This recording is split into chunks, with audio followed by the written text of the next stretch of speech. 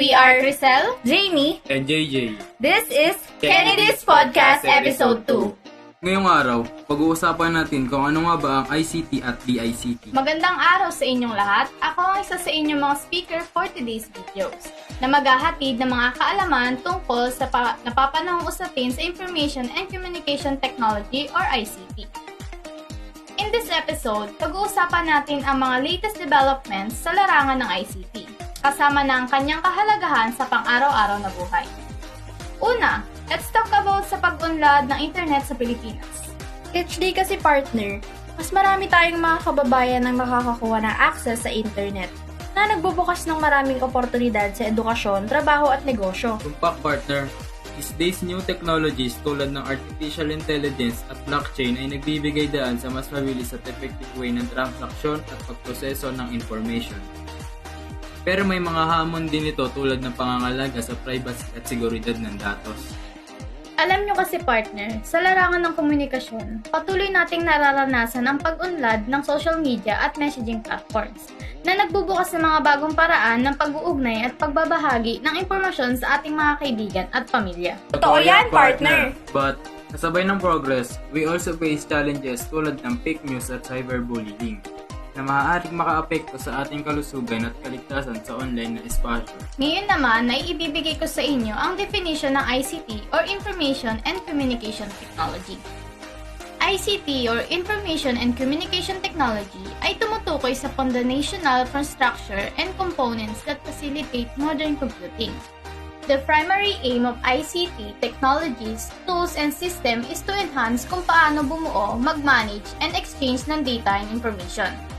ICT empowers individuals and organizations to interact, to collaborate, and innovate more effectively in the digital age. Also, information and communication technology encompasses sa malawak na hani ng technologies and methodologies focused on managing and processing information. It's essentially a hybrid discipline that merges elements of technology, engineering, science, and management to handle data effectively. Mula sa pagbuo ng software and hardware system hanggang sa pagtutupad ng mga communication networks.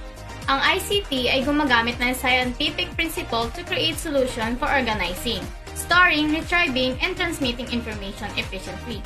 Bukod dito, it integrates management techniques to ensure that this technological solution align with organizational goals and objectives, making it a vital aspect of modern business operation and societal advancement.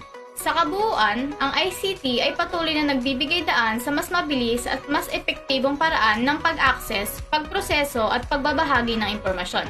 Pero, importante ang responsibilidad na kasama nito para maging makabuluhan at ligtas ang ating online karanasan.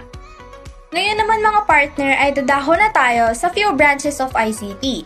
Pero before that, isashare ko muna sa inyo ang sinabi ni Stephen D. Guns and Daniel R. Philpott. The set of telecommunication systems supporting most federal government agencies includes network infrastructure and other technical solution components owned by commercial telecommunication service providers and managed on behalf of the government. Heto na nga. Unang-una syempre ay ang networking. Naglalaman ito ng design, implementation, at maintenance ng computer networks katulad na lang ng LANs o local areas networks at WANs o wide area networks. Next ay ang cybersecurity mga partner.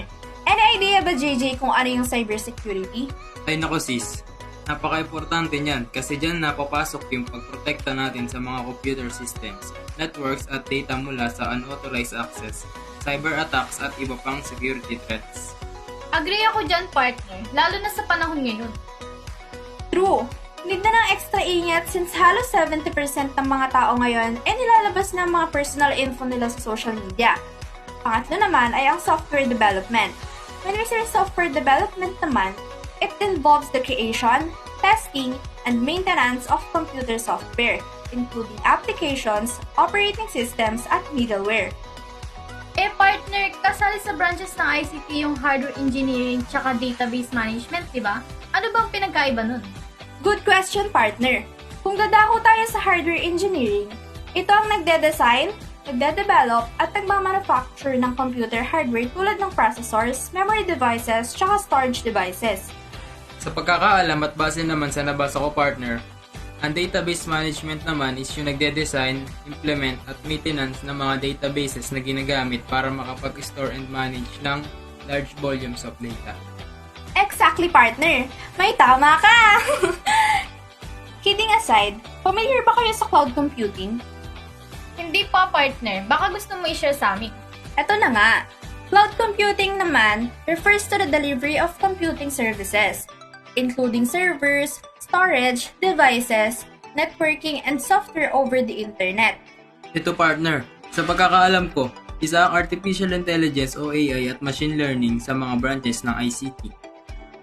Oo, partner. Yan yung nagpo-focus sa creating system at algorithm na capable of performing tasks that traditionally require human intelligence. Oo, ayan nga yun. Now, let's talk about telecommunications naman. May mga alam ba kayong example ng telecommunications? Siyempre naman, partner. Like telephone, communication satellite, internet, broadcast, network, cable TV, tsaka smartphones. Exactly, partner. Dahil ang telecommunications is dealing with the transmission of information over long distances using technologies tulad ng mga sinabi mo.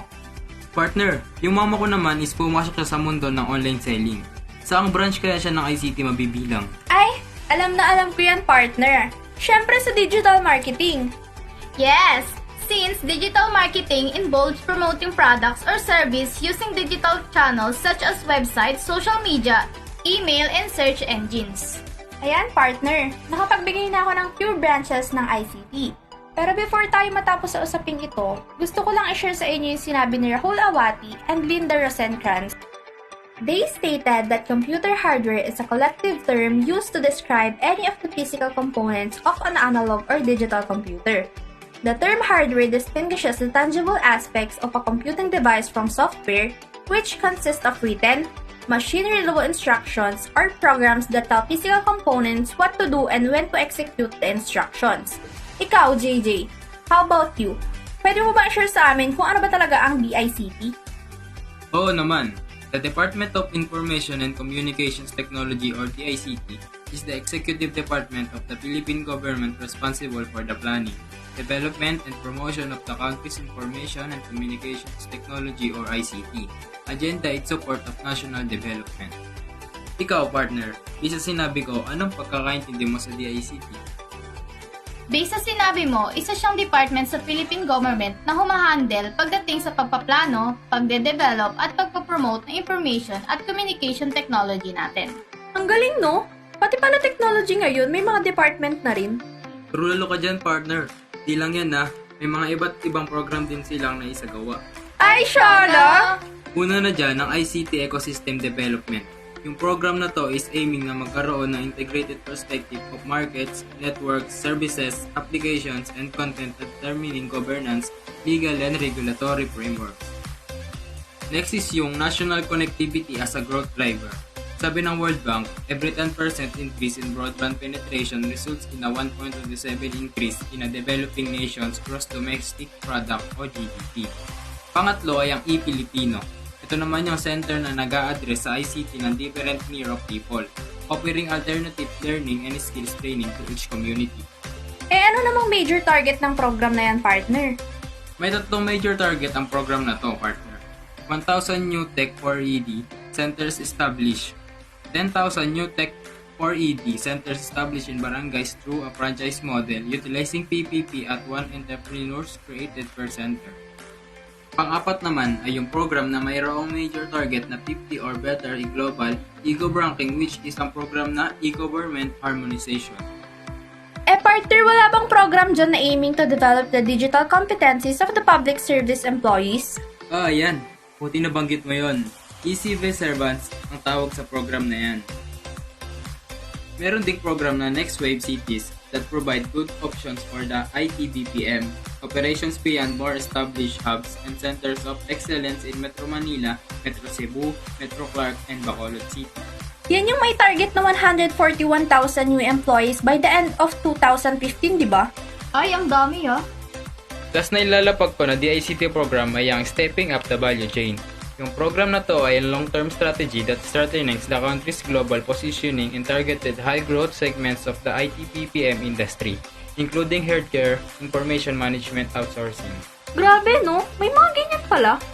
Oo naman, karamihan lang talaga sa atin ay hindi aware kaya sana makatulong ako sa pagbabahagi ng bagong kaalaman. Ngayon, naibahagi na namin kung ano nga ba ang ICT at DICT. I hope may natutunan ng lahat at may naibaon kayong kaalaman patungkol sa ICT. Maraming salamat sa pakikinig. Again, we are Rizal, Jamie, and JJ. that's all for our episode. Keep learning until ICT helps our future to be brighter.